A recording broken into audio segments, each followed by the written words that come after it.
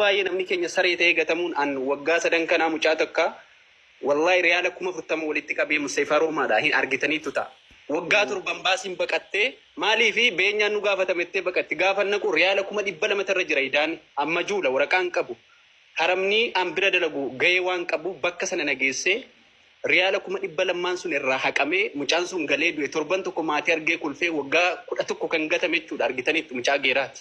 Maalif ergiin naqee gabaa bayyaan natti duule jechuudha warrumti namni baay'een ambaasii irra bakka eessa jira mucaan maal ta'e jira koshon koshiin jechuudha lafaa ol yeroo sana jechuudha sigalee dhimma namaa hin qabanu namni faayidaan hin jiru taanaan kanaaf dhimma kana irratti rabbiif rasuulii jennee yoo jenne jarri kun rabbiit irra fide mucaa kana jaalala jaraa miti hin kaffalaniif amma beenyaa tarii sigalee kun qaddarallaadha waan ta'eef nuti waan tokko goonee fi amma jechuu barbaadanii ayyee Assalamu alaikum. Waalaikum salam.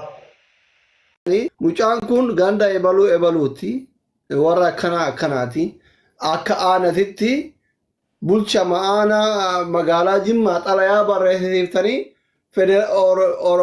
ol barreessitanii federaalota iyyannoo ol gaafatanii akka seeran embaasiin jechuudha. Embaasiin gaafatu dirqama akka irra kaamoo karaa mootummaatiin harkatanii xanoo biyyaa dhiibbaa itti qotan hin dandeettan bara. Asirratti gaaffiin qabaan. Waan barbaachisu hunda tokko nama jedhee nama natti munaafidiiti. Ana laafinnatti isa fudhee nan godhaan. Waan barbaachisu kaffalee baasee jechuudha. Naafii dabbaan waan barbaachisu nama natti galmeeffadhee amma hin jalqabaan.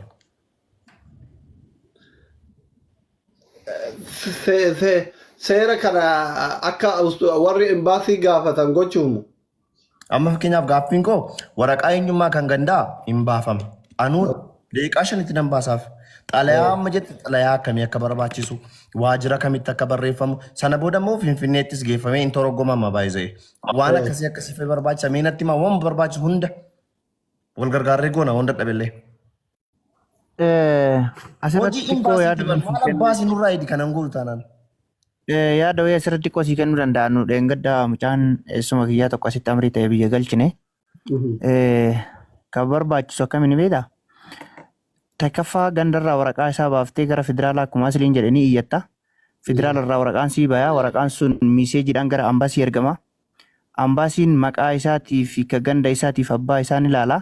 Erga sana chaappaadhaan dha'ee ni deebisa gara federaalaatti. Federaallee eegasiis itti mallacheessee chaappaa san namni sun nama Itoophiyaa ganda eebaluu ta'ee gara galchuutti akkasitti yaalamuu danda'a. Kara kanaan akkasi galchuu ni dandeettanii abdii. Asli si muummee seera biyya kana akka itti mucaa kana. Assalamualaikum warahmatullahi wabarakatuh. Ya Abdulrazak akkam jirta naguma jabaata fi naguma jabaata kunoo gaala mucaa biraan jira. Dokti isaa tokko jilbattee citee tokko gara gadiitti citee kunoo faana malee dibaatti hin jiru fuula gara qomni kun simarraa jite miti. Garri qomni hundi nurraa citee kunoo mucaan kan akkanaati. Egaa wallahi mucaa wama gargaara nun argaa jirtanii kunoo biraan jira amma Abdulrazak kunoo biraan jira sin jira. Assalamualaikum warahmatullahi wabarakatuh. Dubbadula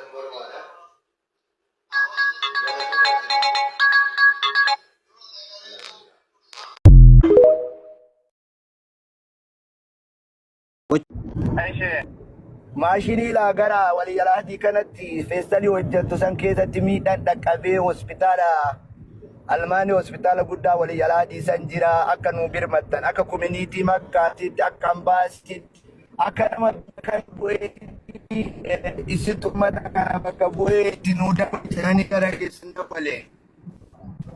Okay, Mustashfaa Saudi almaanii waliyalaa jira?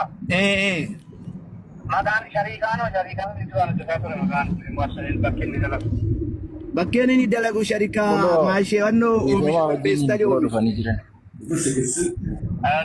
Namni achi bira jiru jira dhukkubsachiisaa kan jiru. bakka isaa maal isaa Arabdootumatu seensise amma arabdootumatu seensise warrumaa warshaa.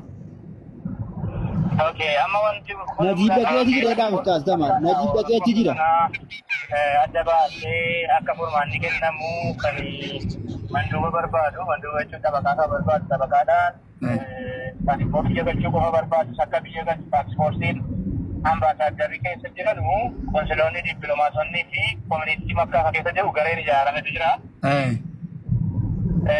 Informationii jiru asiis immoo saboota sadanirraa saba gurguddaa keessa jira sadanirraa ijoollee koomunitii rakkoo akkasii kan adda baaftu ijaaramanii jiru jarri taaksfoortii sanaaf iyyi waan argatan viidiyoodhaan maaliin ragaa jiru jaraa dhiyeessu jarri immoo yoo nama biyya qofa kan ta'e baasee baasanii biyya galchu yoo waan namoota dhiyaatirraa falmamu isaa gaafatamu yoo ta'e immoo manduuba kennanii fi gaafatu waan ta'eef akka keenyatti ijoollee warra sana maamadamiini tokko Umar jedhama dabuuf irraa koo jayini isaanii jedhama jarri waan kana deemanii adda baasu kana booddee isaan irratti gallachiisu taaksfoorsiin immoo kanatti kaa'ee dhibbiidhaa akka hordofamu godhama rakkoowwan kana gosa kanaatiif furmaanii kaa'amee jira waan ta'eef amma maamadamiin bayaanii namtanii yoo waan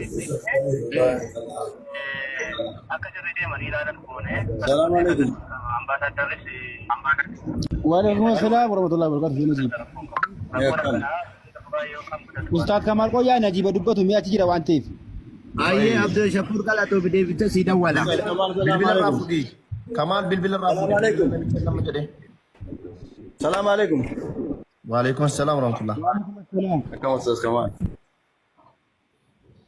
Eenyatu? Dubbadhaan nuti danuudha asirra kabajamu. Mucaa kun. Assalamu alaikum warahmatullahi wabarakatuh. Ilmaan Oromoo akkam jirtu? Fayyaadha jirtu? Egaa akkuma nama kamiyyuu nan dalagadha biyyaa ba'eeta. Har'a biyyee namaatti kunoo. Akka hin taane ta'ee Rabbii Rasuuliidhaati. Rabbii Rasuuliidhaati kan na beektan illee kan nan beekne illee sheerii koppiliinkinaa godhaati. Kanneen akka Abdii Geetaachoo biraanis nagaa Mubaarik Musammaa Aslii Neemar Fuwaad Maakii Ooroo egaa